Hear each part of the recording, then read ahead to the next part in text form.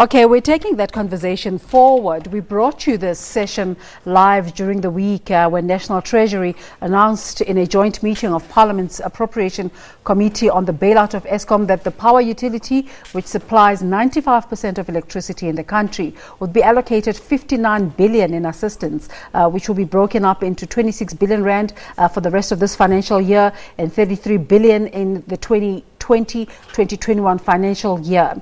Now, Dr. Samuel Koma is the head of research at the Milpark Business School, and he joins us now to take this conversation further. Thank you so much for making the time to come through today. Thanks for having me. We'll talk about the conditionalities that National Treasury has put on Eskom as this money is being meted out. But let's just talk about governance and government. Pravin Gordhan is always looked up to as the person to talk to about Eskom, but there's the Energy Minister, Gwede Mantashe, and there's finance in terms of National Treasury coming in the form of Minister Tito Mboweni. Are they communicating sufficiently in trying to find solutions for Eskom? Yeah, thanks, Desiree. In fact, ideally, the reconfiguration of the government is that because we have the Department of Energy and Mineral Resources. Yes. The Eskom, as a state-owned company, is supposed to be overseen by the Department of Energy and Mineral Resources. One would think. Transnet should also be overseen by the Department of Transport. South African Airways, because it's part of transport sector, it is also supposed to fall within the Department of Transport. So naturally, that's where the fault line is. The reconfiguration naturally, you don't need the Department of Public Enterprises. Yeah. It's a faulty arrangement that the ANC government put in place when they got into government. But I will argue that Eskom belongs to Department of Energy and Mineral Resources. And if you read this announcement in terms of the conditionalities, it is also strange that Eskom now has dual accountability. You've got the Minister of Finance, which is Tito Mboweni, and also Pravin overseeing the Department of Enterprises. Now the question is, where is the other minister? Because if you deal with issues of Eskom coal, that is also the domain or the jurisdiction of Gwede Mantashe. When he goes to Parliament, he gets asked, is it true that you are selling power stations? Now, what kind of response do you expect him to provide? When he's not engaging. Eskom, some of the operational issues are not being communicated to him. So I'll say that going forward, the government should look into the reconfiguration of, especially the Department of Public Enterprises. Ideally, it is not supposed to be there. So now at an operational level, COSATU is calling for the firing of the entire board and executive, saying 2 years down the line, they haven't shown any leadership. Are you in agreement? I'm 100% behind COSATU's call. I'm one of those who have argued in one channel to say, if you look at the current board of Eskom, you've got none of the board members who's drawn from the energy sector. So the current chairman, Jabu Mabuza, is not well placed to oversee Eskom. Of course, he has done well at Telkom, but he's not from the energy background. And also a couple of some of the board members, they cannot speak to the technical issues that relates to the endemic challenges facing Eskom. So I agree with COSATU. I expect the NUM and also NUMSA to also make a similar call. The same with, in fact, he's also conflicted because he's the chairman, he's the acting CEO. Also, there is a conflict of interest because his spouse is also doing business with Eskom. So he's not supposed to even assume that position of acting CEO because on a monthly basis he oversees the financials and also the invoices that get paid. But if his leadership is transparent, is that problematic? Eskom's issues. Because the conversation is that there's a need for leadership now.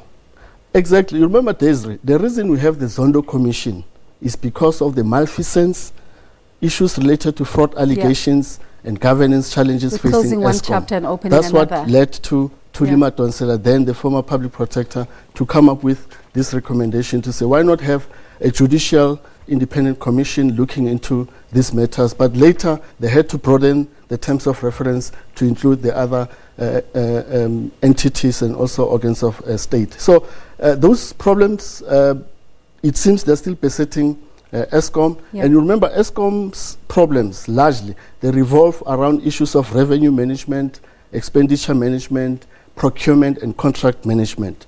The Bain, McKinsey and also the Trillion company are classic examples of what went wrong with the contracting of those particular... And what not to do again. Exactly, yeah. So another gripe by COSATU is, and we will get into the conditionalities of National Treasury's bailout, is that condition that the different generation and the different aspects of Eskom should bring out different financial reports, separate financial reports. Now, COSATU is saying this is an underhanded ploy to force the unbundling and privatization of Eskom. Is that your sense as well? Yes, Desiree. We don't need unbundling of Eskom.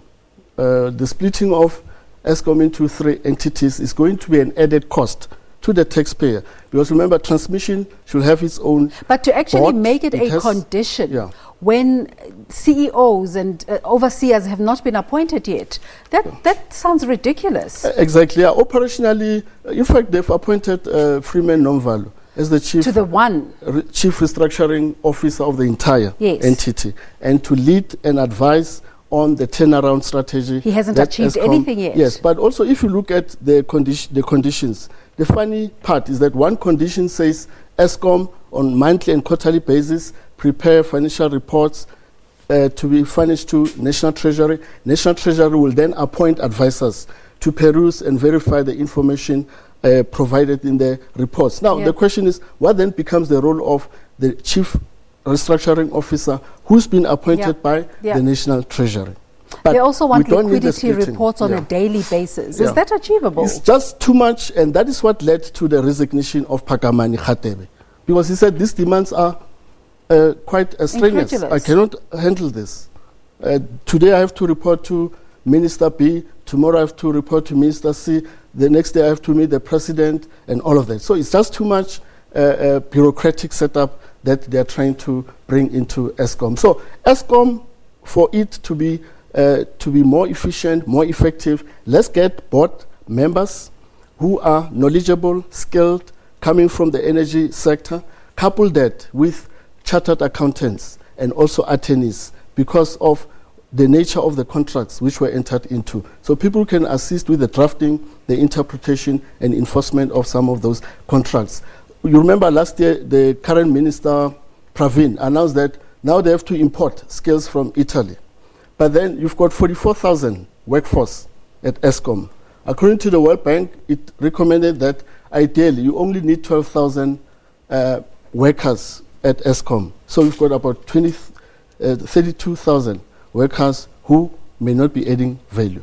So the point is that the incoming or the CEO that is going to be appointed, it should be someone who is an engineer, who has knowledge and exposure of the energy sector, plus some kind of management qualification to be able to properly oversee and also address some of the governance challenges. And the bulk of the workforce should just be skilled engineers dealing with the core business of Eskom, which is transmission, generation and distribution.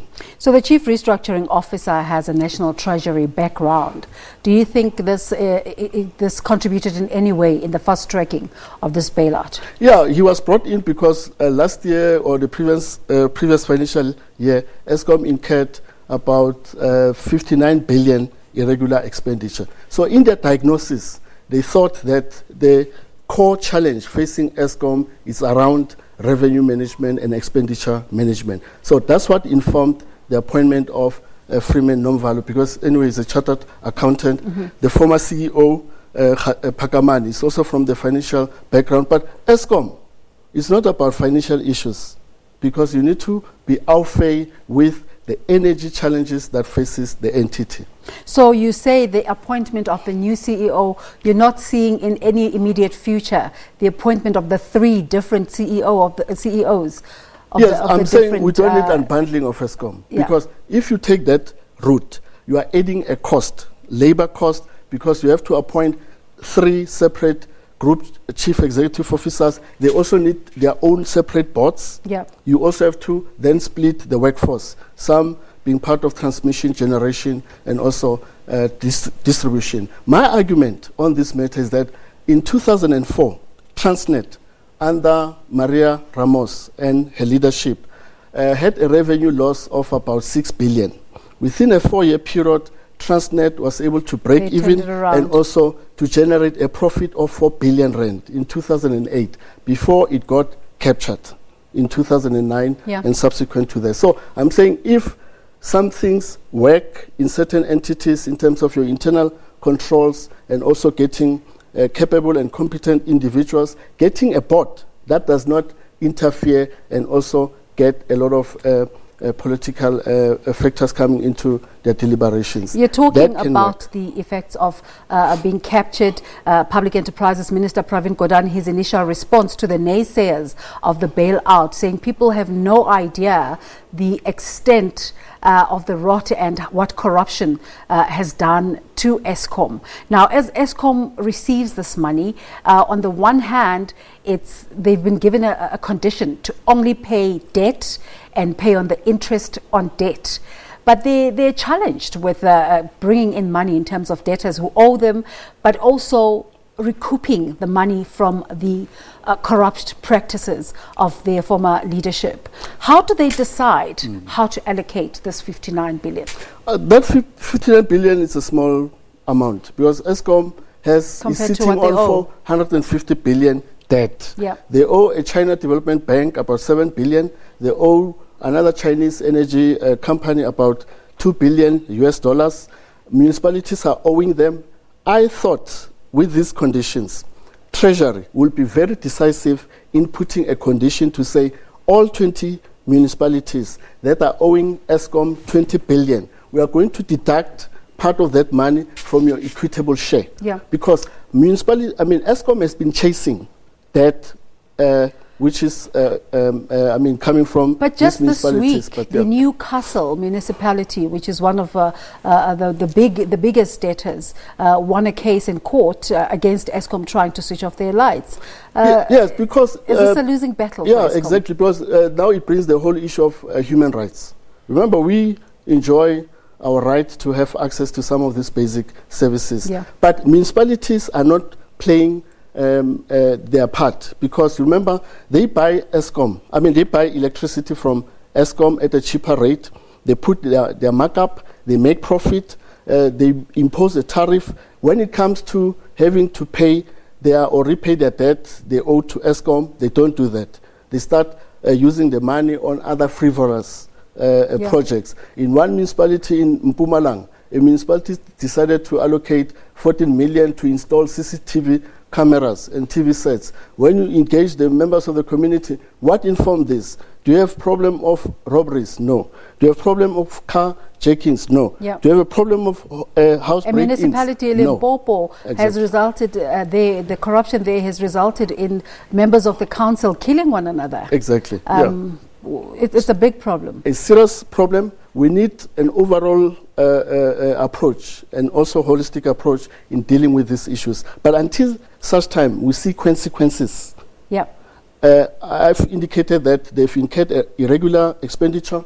If you refer to the parliamentary report on Eskom, which was published by Parliament around May this year, it further proposes or recommends that disciplinary measures have to be taken against those who are implicated in irregular activities, fraud, and also corruption activities. So as long as I see Brian Molefe roaming around, Koko roaming around, Anok Singh roaming around, the guys who are in the system, they'll say, oh, it's an incentive to commit wrongdoing. Nothing will happen to you. So I'm saying, let's see decisive action taken against those who already, they've been implicated in the Zondo Commission. Forensic investigations are plenty across the board.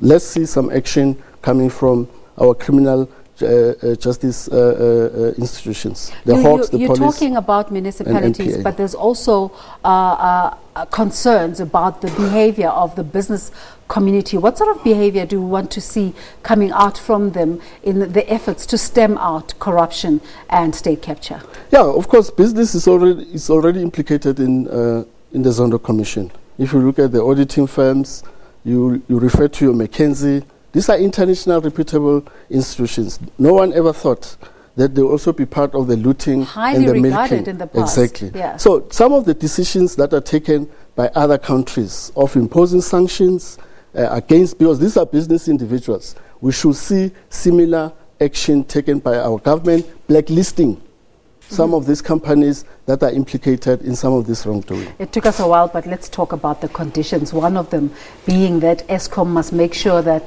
Soweto ratepayers pay their debt. How possible is that? Soweto issue it's an endemic issue. But I thought, as part of the conditions, they will say, Eskom, can you get into some payment arrangement with Soweto residents, have some part of the historical debt being write-off, and also the remainder being paid by the residents. Have amnesty period. Once it lapses, proceed to chase money. How come they don't know this? Eskom. No, because when Eskom wants to disconnect, for example, electricity as a result of non-payment, then there's political intervention. They back off. The same, when they want to disconnect electricity of one municipality, there's political intervention that come into play. But we hope that going forward, especially the current leadership at Eskom and the board will fully support such an arrangement, and also look into how best to recoup part of, because it's about 18 billion. Yeah. But the reality also on the ground is that you've got 10 million unemployed people, poverty levels are high, inequality levels are high. Where is the balancing act in terms of dealing with Please break down the rest of the conditions for us. One analyst has said that it's 10 years too late, but it's good that it's here. Yeah, one condition which I also find it problematic is that there will be no payment of bonuses to the executives throughout this MTEF period of the bailouts or the financial lifeline given to Eskom. But the reality, as I said earlier, Eskom faces skills deficit. Who are you going to attract as a senior executive from corporate or from government, and the person is not expected to get any performance bonus? It could be national at the end duty. Of the day. Yes. Well, for the common good, that could be that, but the reality of the situation then is that part of attracting and retaining skilled, knowledgeable, qualified executives, you have to put incentives and the perks also into play. Because I was not party to the mess that was created. Yeah. So that is one condition. The other condition, as I said, they will now ask some advisors to peruse the financial information that will be produced by Eskom and also furnished to the National Treasury, and also obviously looking into the accountability or oversight role that the National Treasury and also the Minister for Public Enterprises have to exercise. So the bulk of the other conditions are part of what we know. And the point is that, and I would also like to caution,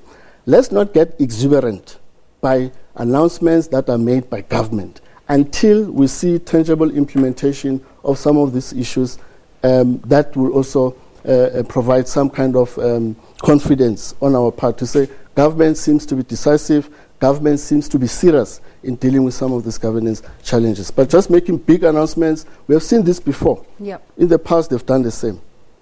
But where are the results? Any positive aspects to Jabu Mabuza's work and his team?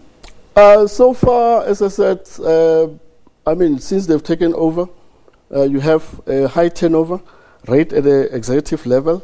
They could not retain Pakamani. Other guys also have left. They are still facing the challenge of dealing with the defects which are facing Kusile and also Midupi.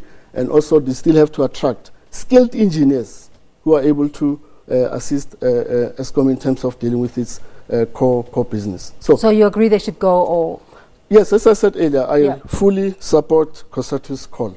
The entire board must go. Let's have a new board and also have people who are skilled, knowledgeable to assist Eskom and also take it to greater heights, just like what happened at Transnet at some point. But patronage will not work. A factional compromise will also not work. To say you've got 4 board members belonging to X faction, 4 board members belonging to another faction, it's a compromise. Then let's get these other 2, 3 skilled individuals. Eskom next year will still be here speaking about the same issues. The sentiment that has been provided by the President over and over again, saying Eskom will not be allowed to fail. Will the bailout help in any way to take Eskom out of this morass? Yeah, it does.